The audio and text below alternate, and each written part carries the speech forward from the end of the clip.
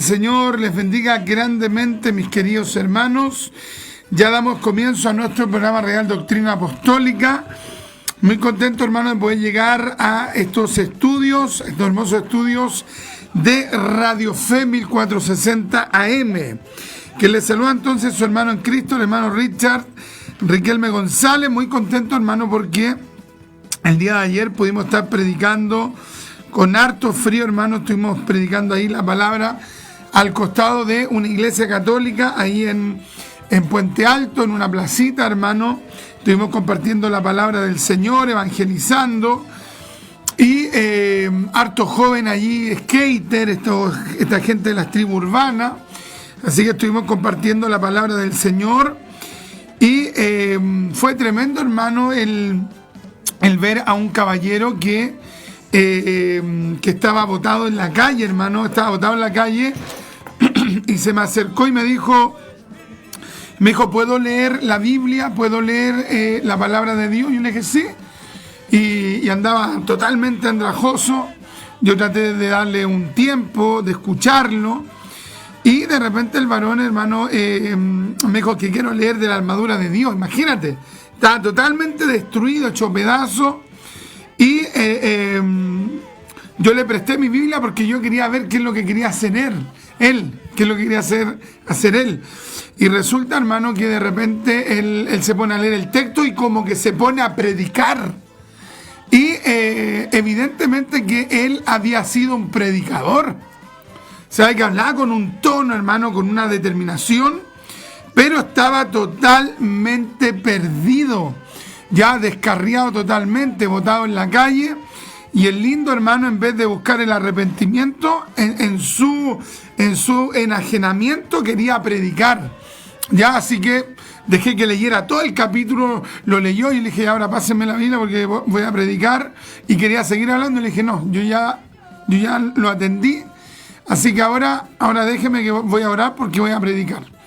Entonces, hermano, pensaba yo en cómo mucha gente, hermano, de repente no dimensiona el ámbito espiritual. No comprende que el predicador tiene que estar orando, tiene que estar leyendo la Biblia, tiene que estar ayunando, tiene que estar en lo de Dios, porque está frente, hermano, a todo un mundo espiritual. Y si hay alguien a quien odia a Satanás y que el Señor lo reprenda, es precisamente a los que predican, a los que evangelizan. Entonces yo veía a ese hombre, hermano, y yo pensaba pienso ahora en qué momento este hombre se habrá descuidado espiritualmente. ¿Qué habrá ocurrido con él para que terminara botado en la calle? ¿Qué habrá ocurrido con él para que terminara, hermano, en esa terrible condición? Ya, e indudablemente que algo sucedió allí, algo ocurrió en la vida de ese hombre que en algún momento, hermanos, tal vez se descuidó de la oración, se descuidó del ayuno, se descuidó de la lectura de la palabra, se descuidó de la consagración, tal vez practicó algún pecado, no lo sabemos, pero terminó arruinado.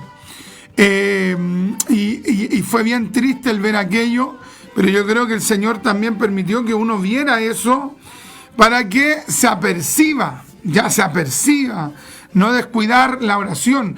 Si hay un predicador que Dios está usando, no puede estar orando, hermano, 5 minutos, cada ciertos días le da por orar y después pasan semanas y no ora, y después va y predica, reprende, amonesta, exhorta, y que esa persona no tenga vida espiritual. Ya, así que, mis amados, fue un tiempo realmente tremendo ayer haber estado predicando en ese lugar, haber visto a ese varón. Y, hermano, estuvimos predicando allí la palabra del Señor y oramos también por un varón que se llamaba Ángelo. Oramos por él, hermano, para que el Señor en su bondad lo hiciera reaccionar, lo liberara, rompiera sus cadenas y que el varón pudiese seguir a Cristo. ¿Ya? El trabajo en la calle es un trabajo, hermano, que demanda mucho esfuerzo, demanda mucha entrega, demanda mucha abnegación. Viendo o no viendo frutos, uno tiene que estar allí. Habiendo multitudes o estando solo, hay que estar allí, hay que estar predicando, hay que estar evangelizando. Mucha gente, hermano, lamentablemente ha perdido un poco digamos, el compromiso con predicar, donde no van viendo los resultados que anhelan el tener. Entonces rápidamente se desmotivan porque no entienden que Dios lo llamó a predicar, pero el que obra salvación es el Espíritu Santo, ¿ya? Es el Espíritu de Dios el que obra salvación, es el Espíritu de Dios el que convence de pecado. Nosotros somos llamados ¿a qué? A predicar, a evangelizar, a prepararnos, al llevar una palabra, hermano, a ir consagrado espiritualmente, pero el que finalmente hace la obra es Dios, ¿ya? Es Dios el que hace, es Dios el que hace la obra, es Dios el que transforma. Entonces hay que ir a predicar viendo o no viendo resultados, ¿ya? Se va a predicar, hermano, y Dios en su bondad nos usa. Así que estuvimos contentos allí con la hermanita Francesca predicando el día de ayer, con harto frío, hermano, pero sintiendo la satisfacción de predicar la palabra, de orar también por personas. Y creemos que el que hace la obra de salvación es nuestro Dios, ¿ya? Es nuestro gran Dios. ¡Qué maravilla! ¿Hace cuánto que no sale a predicar? A ver, cuénteme. ¿Hace cuánto que no toma el desafío de tomar una plaza por fe? Ir a predicar, ir a evangelizar. ¿Ya? Y lo otro, a prepararnos porque estamos haciendo un trabajo espiritual. Espiritual. El evangelizar es un acto espiritual, ¿ya? ¡Qué maravilla! Hoy día, hermano, quiero partir un poquito hablando también, en segundo término. Quiero ver, hermano, si podemos hablar un poquito acerca de la Inquisición católico-romana, ¿ya? ¿Sabía usted que la Iglesia católico-romana, donde quiso imponer su doctrina, su creencia a la fuerza, ¿qué es lo que hizo? Utilizó un mecanismo, ¿ya? Utilizó un mecanismo de represión, y hay alguien que fundó eso, ¿ya? Así que vamos a ir a esa cortina que habitualmente escuchamos, hermano, para compartir esta interesante temática.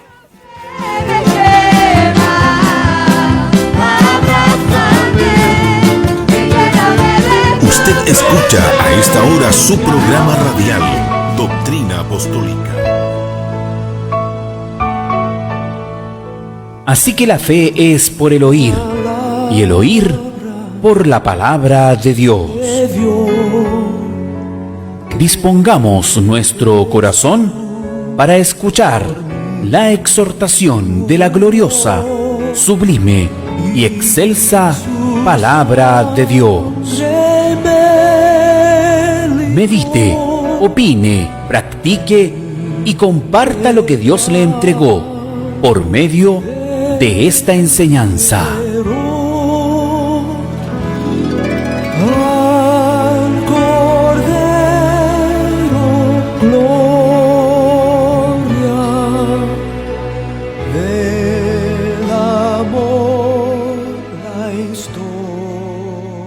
Estamos presentando a esta hora su programa radial, Doctrina Apostólica, junto a nuestro hermano Richard. Amén, amén, amén. Entonces vamos, hermano, a hablar un poquito acerca de quién fundó la Inquisición católico-romana. Esta Inquisición, hermano, que a tantas personas le destruyó la vida, destruyó, hermano, familias, hogares, trató de detener movimientos cristianos, hermano, y resulta que la Iglesia Católica con Juan Pablo II, otrora un papa del pasado, hermano, simplemente un día fue y pidió disculpas, pero en realidad no hicieron un proceso de reflexión, de genuina reflexión dentro del catolicismo romano. El catolicismo romano destruyó tantas vidas, tantas almas, y lo que siempre ha querido hacer la Iglesia Católica Romana y sus hijas, sus sectas, está la gran ramera, Apocalipsis capítulo 17, la Iglesia Católica es la gran ramera, y esta gran ramera tiene prostitutas chicas, ya que son las sectas, y tanto la ramera mayor como como sus rameras pequeñas, sus meretrices, sus prostitutas menores, las sectas, habitualmente, ¿qué es lo que hacen? No persuaden a las personas por medio de la Biblia, sino que ¿qué es lo que hacen? Imponen un dogma, imponen una tradición, imponen un punto de vista, y les da lo mismo si eso tiene sustento en la Biblia, porque ellos imponen su poder temporal. Entonces, este modus operandi, si bien es cierto, partió antes de la Inquisición, ya a partir de la Inquisición, eso se estableció como una institución.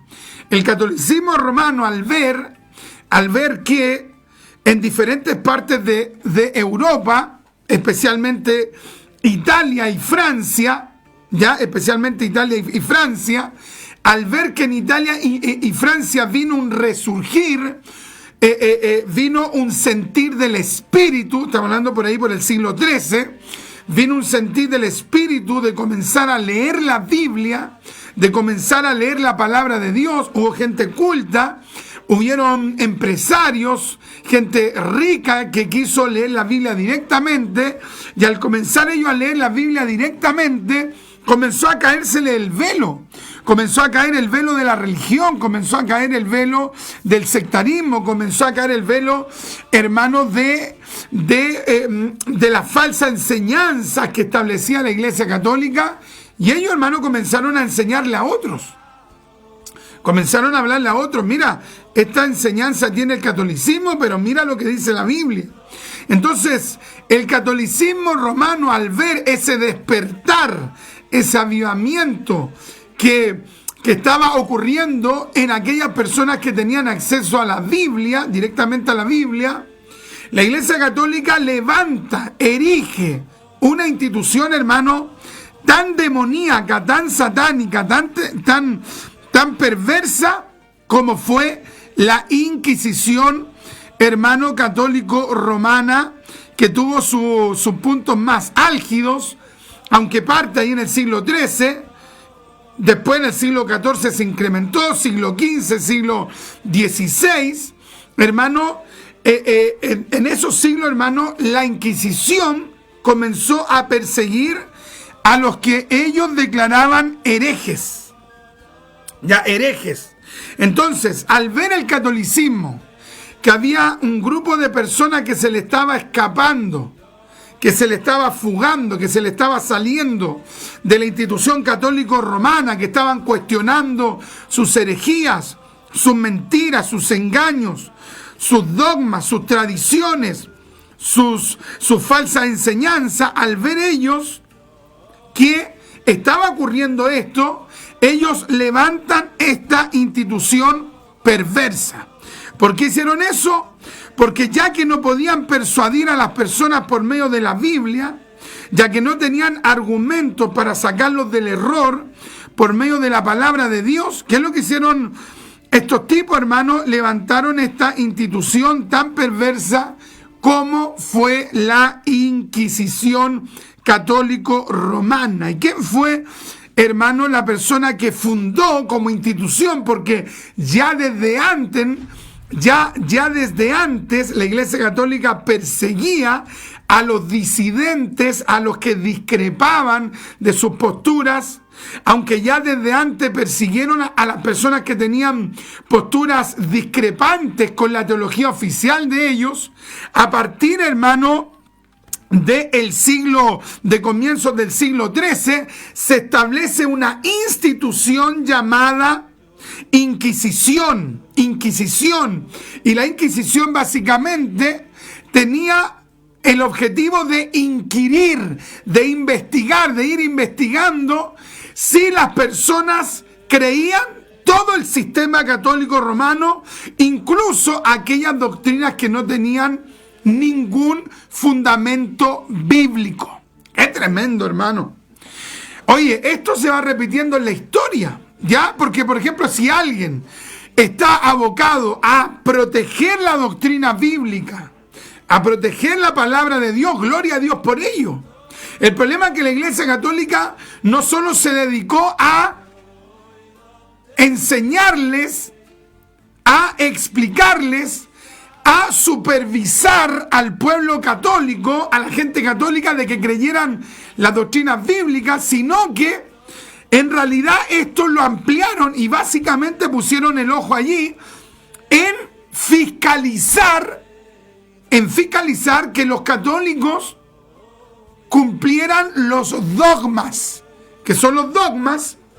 Los dogmas son aquellas creencias que no tienen sustento bíblico, que no tienen base bíblica, que fueron inventadas a partir de la Edad Media y que, aunque ellos sabían que eso no tenía fundamento bíblico, sino que tenían un origen pagano, pero que ellos, habían adoptado esas creencias paganas, seculares, y que las habían, entre comillas, cristianizado, aunque ellos sabían que esas doctrinas no tenían fundamento bíblico, comenzaron a exigirle a los católicos que tenían que creer eso.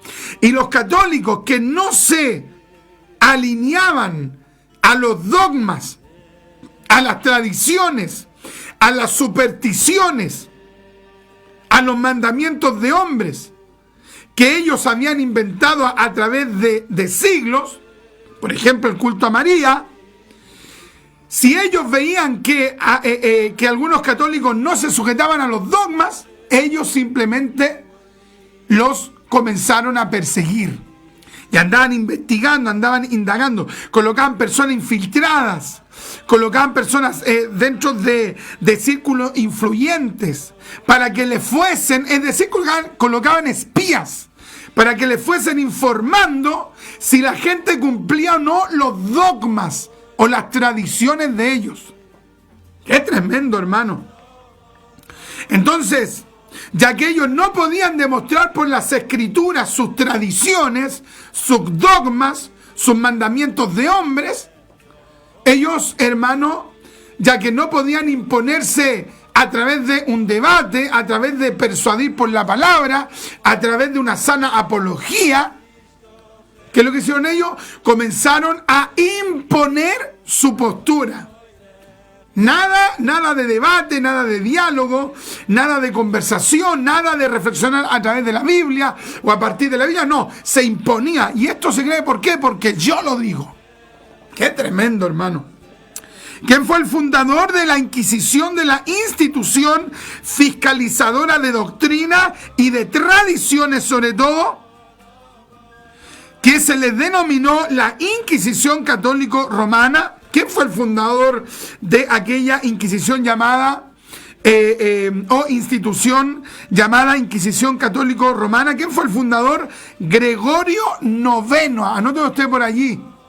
Gregorio IX fue el fundador de la Inquisición católico-romana. Hermano Richard, desde antes ya fiscalizaban a los católicos, sí. Pero a partir de Gregorio IX eso pasó a ser algo formal, algo institucional. Comenzaron a moverse por ahí los espías. Ellos estaban ahí al ojo, atentos. No a ver si se guardaban la pureza de la doctrina, porque ellos ya tenían una doctrina básicamente torcida.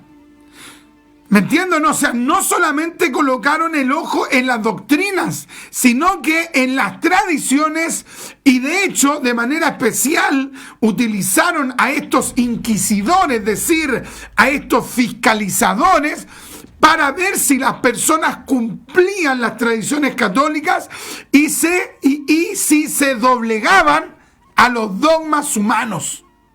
¡Qué tremendo, hermano! Es decir, ellos no pusieron como autoridad máxima la Biblia, que es la palabra de Dios, como lo hacen comúnmente las sectas. Para las sectas, la autoridad superior, final, definitiva, no es la Biblia.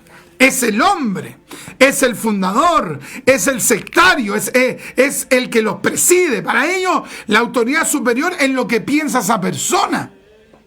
Oye, si hay 5 versículos que rebaten al tirano, al sectario, al manipulador, al perverso, al hereje, al blasfemo, les da lo mismo.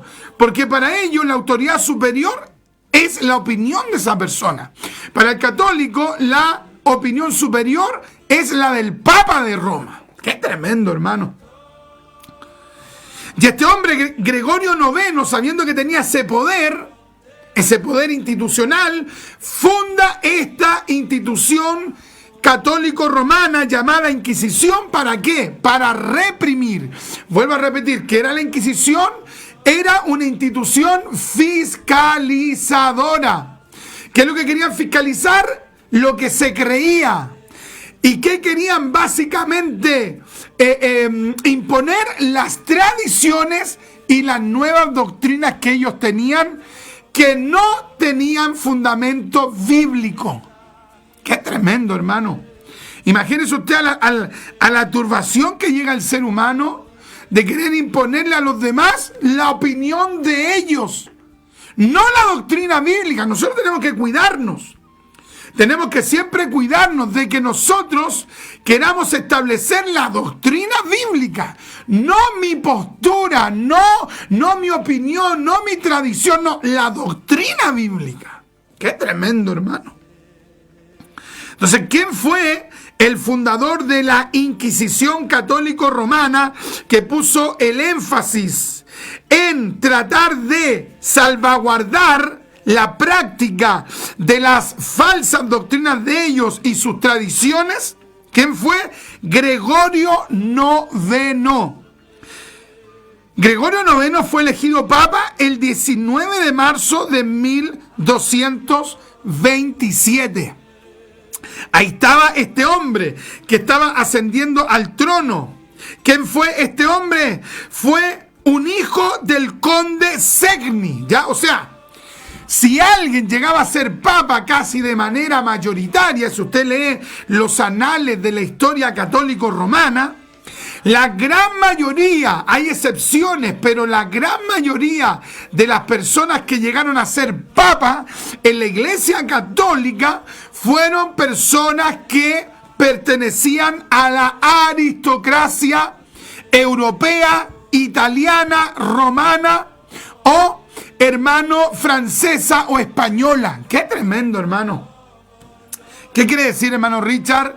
Que no cualquier católico llegaba a ser el papa, no, sino que los que se disputaban el lugar para llegar a ser papa eran hijos de las principales familias de la nobleza de Europa. Por ejemplo, estaba la familia de los millonarios de los Borgia, estaba la familia de los Medici, y así habían familias que eran magnates, que dominaban países, dominaban España, dominaban Francia, dominaban Italia, y entre esos países, hermanos, habían familias de multimillonarios, de aristócratas, de nobles, y los nobles pertenecientes a esas familias llegaban, algunos de esos nobles llegaban a introducirse en el catolicismo romano, llegaban a utilizar o a tener, por ejemplo, un obispado importante. Entonces llegaban a las cúpulas más altas del catolicismo, y cuando moría un papa o era depuesto, algunos de esos obispados que ya habían sido tomados por algunos de los descendientes de la nobleza, de las noblezas de los países más importantes de la Iglesia Católica, Italia, España y Francia, entre ellos luchaban para llegar al papado. ¡Qué tremendo, hermano! O sea, todo, hermano, un tema de ambición de poder. Ahí no hay nada espiritual. No es que por ser espiritual llego ahí a la honra. Nada de eso. ¡Qué tremendo, hermano! Y este hombre llamado Gregorio IX, que fue el fundador de la Inquisición católico-romana, la que fiscalizaba la doctrina, el pensamiento y las costumbres de la Iglesia católico-romana, este hombre fue un hijo de un conde, el conde Segni, y a la vez también fue sobrino de un papa que le había antecedido a él en algunos años. Me refiero a que fue el sobrino del Papa Inocencio III. ¡Qué tremendo, hermano! ¿Se da cuenta cómo es el catolicismo romano? Una lucha de poder, una lucha, hermano, entre familias poderosas. Ellos eran los que se peleaban el papado. Oye, nada que ver con lo que ocurre, hermano, con lo que ocurrió cuando, por ejemplo, cuando se buscó al sustituto de Judas que se había suicidado. Porque allí no es que hubo una lucha de poder, a ver quién ocupa el puesto de apóstol, quién pone más plata, quién pertenece a una familia más poderosa. No ocurrió aquello, o sea, no estuvo esa lucha de poder como comúnmente lo vemos en el catolicismo. Ahora, y nosotros, hermanos, por ejemplo, si tratamos de ver qué es lo que dicen los párrocos, los teólogos católicos, hermanos, que no son objetivos, ellos tratan de explicar como que no, la sucesión de los papas para ellos ha sido siempre un acto espiritual, donde ellos van y se encierran y se ponen supuestamente a buscar de Dios, y de repente se elige al sucesor y listo. No es como ellos dicen. La verdad que detrás hay una lucha de poder económico, poder financiero, de influencia social, que este pertenece a tal familia, que este otro pertenece a tal familia, que este tiene más influencia, que este otro tiene menos influencia en tal lugar, pero tiene más influencia en otro sector. Oye, qué basura más grande, hermano. ¿Cuántas veces ha ocurrido? Ahora, tal vez alguien diga, pero eso solamente pasa en la iglesia católica. No, si ha pasado también en la iglesia evangélica y protestante. Que de repente el hijo no tiene ni llamado, el hijo tiene mal testimonio, el hijo no conoce la Biblia, el hijo del líder es un mundano total, es una persona, hermano, que no tiene ninguna conversión. Y resulta que después, no se sabe cómo, él heredó la iglesia. Oye, qué terrible, hermano. Entonces hay gente, hermano, que no ve esto de manera espiritual. En el catolicismo esto es así. Siempre, hermanos, han llegado a luchar por el poder porque no es la iglesia de Cristo. La iglesia católica no es la iglesia de Cristo. Escuchaba yo en estos días a un párroco católico que hablaba de la sucesión apostólica y papal como algo, pero así, algo que se desarrolló en un ambiente espiritual, en un ambiente prácticamente de consagración, totalmente ahistórico. Que significa ahistórico, que no tiene ningún contacto con los hechos de la historia. Mira lo que ocurrió cuando se buscó al sustituto de Judas Iscariote. Verso 15, Hechos capítulo 1, verso 15. En aquellos días Pedro se levantó en medio de los hermanos, y los reunidos eran como 120 en número, y dijo: varones hermanos, era necesario que se cumpliese la escritura en que el Espíritu Santo habló antes por boca de David acerca de Judas, que fue guía de los que prendieron a Jesús, y era contado con nosotros y tenía parte en este ministerio. Este pues, con el salario de su iniquidad, adquirió un campo, y cayendo de cabeza se reventó por la mitad, y todas sus entrañas se derramaron, y fue notorio a todos los habitantes de Jerusalén, de tal manera que aquel campo se llama en su propia lengua Seldama, que quiere decir campo de sangre, porque está escrito en el libro de los Salmos, sea hecha desierta su habitación, y no haya quien more en ella, y tome otro su oficio. ¿Se da cuenta, no? Oye, Pedro, entendiendo lo que decía la Biblia, dijo, bueno, hay que cumplir una profecía mesiánica.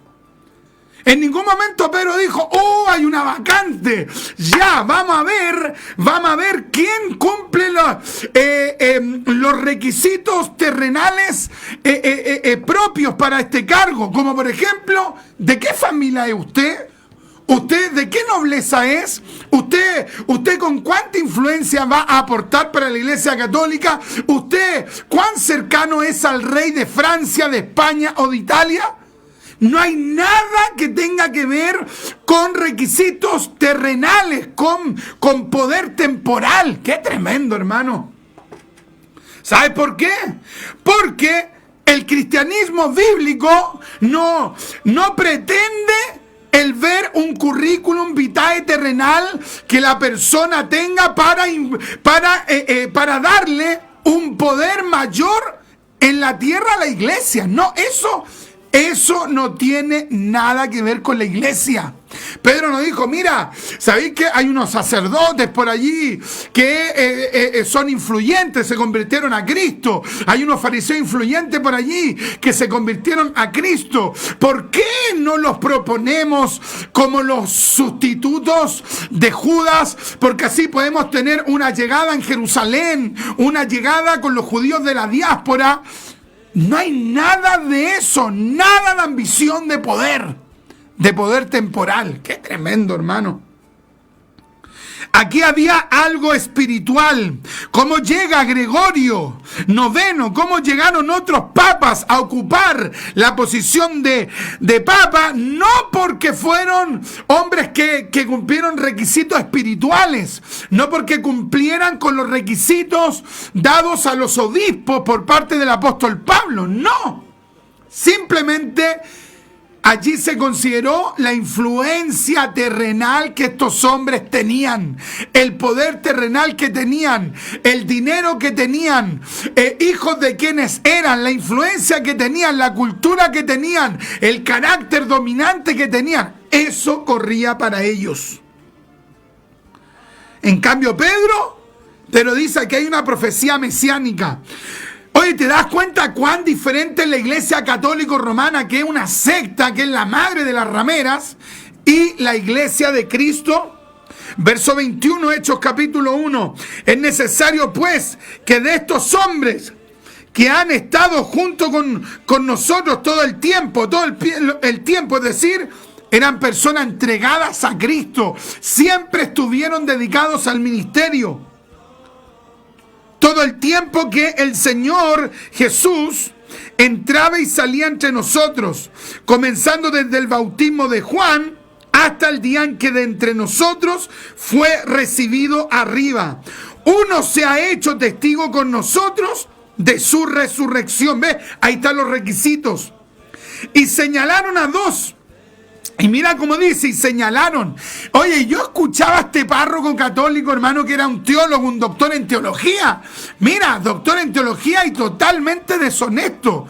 Él le estaba enseñando, entre comillas, enseñándole a otro cura y le decía, oye, y nosotros sabemos que Pedro, que fue el primer papa, decía este teólogo católico, decía Pedro que fue el primer papa, fue el que eligió al sustituto de Judas. Eso es totalmente falso, porque mira lo que dice acá. Nos dice, y señaló a dos potenciales sustitutos. ¿Cómo dice? Y señalaron. Y señalaron. ¿Qué significa esto? Que en la elección para elegir al futuro sustituto de Judas, participaron varios y señalaron. Pero ese teólogo católico mentiroso, deshonesto, dijo que Pedro al dedo dijo ya, y este va a ser el futuro apóstol, o este va a ser el sustituto de Judas. Eso no es bíblico. Y ¿sabe qué, hermano? Los dos con una prepotencia, hermano, con un descaro hablaban y decían, sí, Pedro escogió al sustituto de Judas. Eso no es bíblico. Y señalaron a dos, a José llamado Barsabás, que tenía por sobrenombre Justo, y a Matías. Y mira lo que dice luego, y orando. ¿Tú crees que para elegir a un papa, a un obispo, estas personas se ponen a orar para que dirija el Espíritu? Entonces, hermano, cuando vemos que un evangélico abandona la iglesia cristiana evangélica y se vuelve o se va a la iglesia católica, es que esa persona, hermano, es ultra ignorante y muy posiblemente, hermano, esté bajo un espíritu de error. Porque la Iglesia Católica Romana no tiene ningún contacto con la verdadera iglesia. No tienen la doctrina de la iglesia primitiva, no tienen el sentir de la iglesia primitiva, no actuaron en lo concerniente a actuar como hijos de Dios, como la iglesia primitiva. ¿Qué es lo que hizo Pedro? El apóstol Pedro, que no tiene nada que ver con el papado, pero dijo, aquí hay una profecía mesiánica. O sea, aquí hay una profecía del Antiguo Testamento que nos habla acerca, más bien dicho, que nos habla acerca de que alguien tiene que ocupar el lugar del apóstol Judas, porque Judas se perdió, pero alguien tiene que ocupar ese lugar para que sea un servidor del Mesías. Entonces, ¿qué vamos a hacer? Lo conversaron con los demás apóstoles y entre todos los apóstoles llegaron a un consenso que propusieron dos candidatos. José, llamado Barsabás, ese es uno. Y dos, hermano, Matías. ¿Ve? Propusieron a dos. Esta era una profecía del Antiguo Testamento relacionado con uno de los servidores que iba a tener el Mesías. Es decir, de uno de los apóstoles que iba a tener que ser sustituido. Y Pedro, ¿qué es lo que dijo? Hay una profecía que nos habla acerca de que uno de los servidores del Mesías va a caer, va a ser descalificado. Entonces, la profecía dice que alguien tiene que ocupar ese lugar. Entonces Pedro tiene el deseo de ¿qué? De sujetarse a la palabra, de que se cumpla la palabra. ¿Y qué es lo que hace? Buscó a cualquiera que ocupara el lugar, a un noble, a un aristócrata judío. No. Sino que vieron requisitos espirituales y de manera consensuada, conciliar, considerando a todos los apóstoles, se llegó a estos dos nombres, a estos dos potenciales sustitutos. Ya a José, llamado Barsabás, que tenía por sobrenombre Justo, y a Matías. ¿Y qué es lo que hicieron? Luego dijeron, ya, veamos cuál de los dos nos puede ofrecer más, cuál de los dos puede poner más plata, cuál de los dos tiene más influencia social. No, sino que ¿qué es lo que hicieron? Porque eran hombres de Dios. ¿Qué es lo que hicieron? Se pusieron a orar. ¡Qué tremendo, hermano! Se pusieron a orar, se pusieron a buscar, se pusieron a consagrarse, se pusieron a buscar de Dios. ¿Qué es lo que hicieron? Buscaron de Dios. Dice, y orando dijeron, tú, Señor, que conoces los corazones de todos, muestra cuál de estos dos has escogido. O sea, oye, los apóstoles, ¿qué es lo que dijeron? Tú escógelos, Dios mío. Dios mío, tú escoge al hombre que va a ocupar este lugar de honra, este lugar de servicio, este lugar importante en el ministerio, este lugar de apóstol. Tú escógelo por nosotros. Oye, qué tremendo, hermano. ¿Qué diferencia con el papado? ¿Qué diferencia cómo van eligiendo a papas y obispos? ¿Qué diferencia, hermano, cómo algunas corporaciones escogen a los futuros pastores? Hijo de, es que este hijo de acá, es que este hijo de allá, es que este tiene que heredar esa iglesia. Oye, qué tremendo, hermano. Lamentablemente, la manera de escoger a los futuros líderes no solamente, se escogen de manera carnal, de manera no espiritual, de manera mundana. No solamente ha ocurrido aquello entre los católicos, sino que también esto ha ocurrido entre círculos evangélicos. Todos saben que esa persona no tendría por dónde haber llegado a ser jefe de coro, haber llegado a ser evangelista, pastor. Pero bueno, todos saben, pero nadie puede decir nada porque es hijo de. ¡Qué tremendo, hermano! Pero veamos cómo lo hizo la iglesia primitiva. Oye, conversaron, dialogaron, hubo un consenso y se llegó a la conclusión que habían dos hombres que, debido a las características de ellos y debido a que ellos cumplían los requisitos que los apóstoles habían puesto, entonces ellos dijeron, estos dos pueden ser. Pero nosotros no lo vamos a escoger, vamos a orar. Vamos a orar y le vamos a pedir al Señor, le vamos a pedir a Dios que Él los escoja, que Él lo escoja. Y orando, oye, qué tremendo, hermano. Oye, ¿te imaginas las corporaciones comenzaran a elegir a los futuros líderes con oración, viendo los requisitos, consagrándose y finalmente pidiéndole a Dios que Él elija? Oye, tendríamos, hermano, un liderazgo espiritual. Claro que hay hombres de Dios, por supuesto, pero de repente, hermano, hay gente, hermano, que tiene pésimo testimonio y que está dirigiendo. Y orando dijeron, tú, Señor, que conoces los corazones de todos.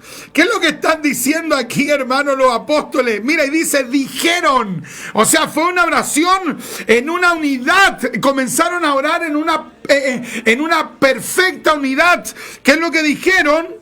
Tú, Señor, que conoces los corazones de todos.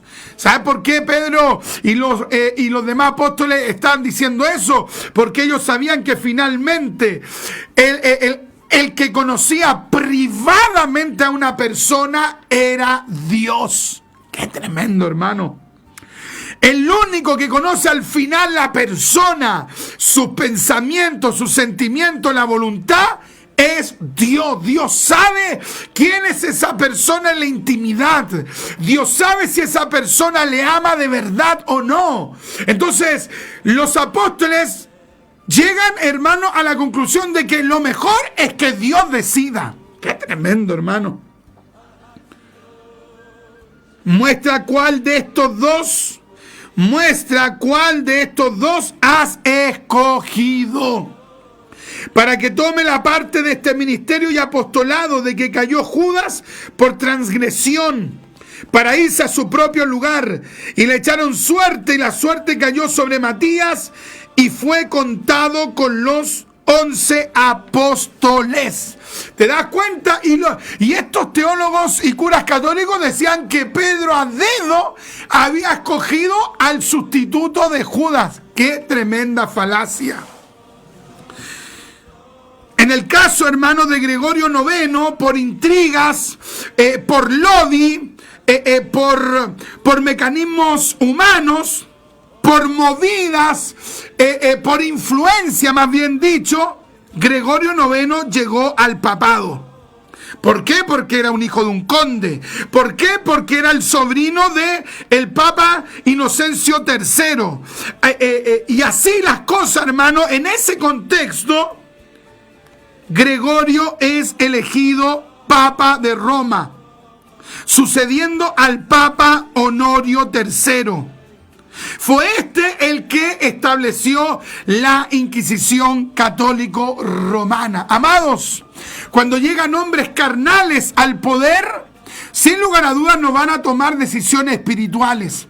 No van a llamar al pueblo a la oración, no van a llamar al pueblo al ayuno, no van a llamar a la iglesia a la consagración, no van a instar al pueblo a que Dios elija.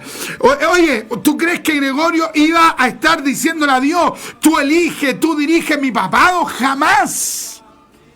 Porque son personas que creían que la iglesia católica tenía un poder o había heredado un poder terrenal, temporal. Este Papa, Gregorio II, que sucedió al Papa Honorio III y que fue sobrino del Papa Inocencio III, Este papa, hermano, favoreció entre las órdenes, entre las facciones dentro del catolicismo, favoreció siempre a los franciscanos y le dio su protección temporal. ¿Por qué?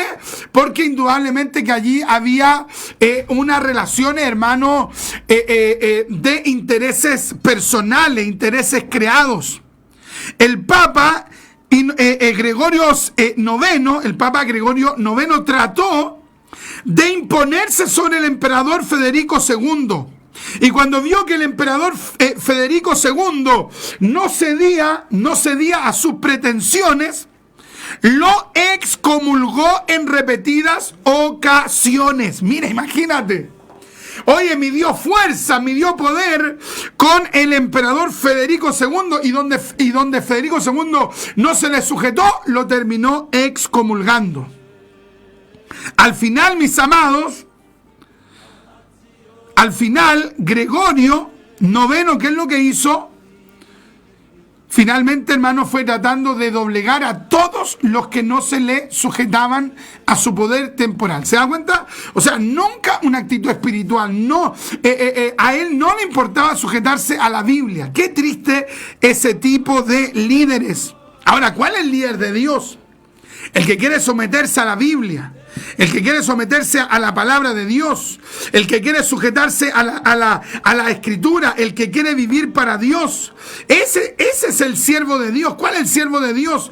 El que quiere moverse en la voluntad de Cristo. El que dice, hay estas tradiciones, voy a ver si es que tienen asidero bíblico. No tienen asidero bíblico, entonces no tienen que imponerse. ¿Por qué? Porque no tienen asidero bíblico. Pero esto es doctrina. Así que la doctrina hay que exigirla. ¿Por qué? Porque es palabra de Dios, porque es palabra del Espíritu, porque esto es lo que manda. Ese es el líder. El líder de Dios quiere someterse a la palabra y que todos se sometan a la palabra, porque la palabra tiene autoridad, hermano, frente a todos.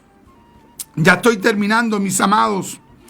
Fue precisamente, hermano, este emperador que no se quiso doblegar frente a Gregorio IX, el fundador de la Inquisición católico romana, que mató a miles de cristianos porque esos cristianos se quisieron sujetar a la Biblia y no al catolicismo y sus tradiciones. Fue este Gregorio IX que finalmente fue castigado por Dios. Y un día, Federico II, el emperador, se hizo de un ejército o tomó a su ejército e invadió los territorios del Papa de Roma y finalmente el Papa de Roma murió en el asedio. Así murió este hombre que solo buscó el poder temporal. Mis amados, el deseo del líder tiene que ser el servir a los demás, el ser el instrumento de Dios. ¿Para qué? Para que la palabra de Dios corra y sea glorificada. Ese es tu deseo, es mi deseo, de que Dios nos use como instrumento en sus manos. Verdaderamente queremos ser elegidos por Dios para cumplir un rol, para servir, para ayudar, para someternos a la palabra. ¿O simplemente queremos ocupar un lugar para finalmente terminar mandando a los esclavos? Porque, escúchame, hay gente, hermano, que tiene una mente tan reprobada que de repente termina viendo la iglesia de Cristo simplemente como una organización terrenal. Se sienten el gerente, la gerente de una institución. Pero Jesús lo enseñó con claridad. El que quiera ser el primero, sea como el que sirve. Dios bendiga a los líderes que sirven. Dios bendiga a los ministros que sirven. Dios bendiga a los obispos que sirven. Que su anhelo es servir, que su anhelo es ayudar, que su anhelo es colaborar, que su anhelo es ponerse al servicio de los demás. Dios bendiga a los hermanos que ponen sus capacidades, sus talentos al servicio de Dios, para la gloria de Dios, porque son esos los que realmente están imitando a Cristo. Los demás simplemente están en su lucha de poder. Termino con esto. ¿Qué es lo que hizo Simón cuando supuestamente se convirtió? ¿Qué es lo que hizo? Quiso comprar el poder, el ministerio, el llamamiento. Quiso comprar, o sea, el deseo de él era tener el poder que tenían los apóstoles. El deseo de él no era servir. El deseo de Simón el Mago no era ser un servidor de Cristo. Era tener el poder que tenían los apóstoles. ¿Para qué? Para hacerse un nombre. Queridos, el poder que Dios ha puesto en nuestras manos, espiritualmente hablando, es para servir. Amados, esa debe ser nuestra finalidad. Quiero poder espiritual para servir. Quiero unción de Dios para que se conviertan las almas. Quiero tener autoridad de Dios para que las personas se conviertan a Cristo. Quiero tener conocimiento bíblico para que mis hermanos conozcan a Dios. Quiero ejercitar mis dones para que la iglesia de Dios sea edificada. Queridos, vea usted ahí en Hechos capítulo 6, cuando se escogió, hermano, al grupo de los primeros servidores o diáconos. ¿Cuáles fueron los requisitos? Llenos del Espíritu Santo, personas consagradas. No, o sea, ahí no hubo espacio para currículum terrenales, donde la gente dijera, no, es que yo soy de esta familia, yo tengo este currículum terrenal. No, porque siempre en la iglesia primitiva se priorizó lo espiritual. Así que, amados, hasta aquí dejamos esta enseñanza, y que Dios haga de nosotros verdaderos servidores de Cristo. Hasta aquí dejo esta enseñanza, me despido de inmediato, y que Dios nos bendiga.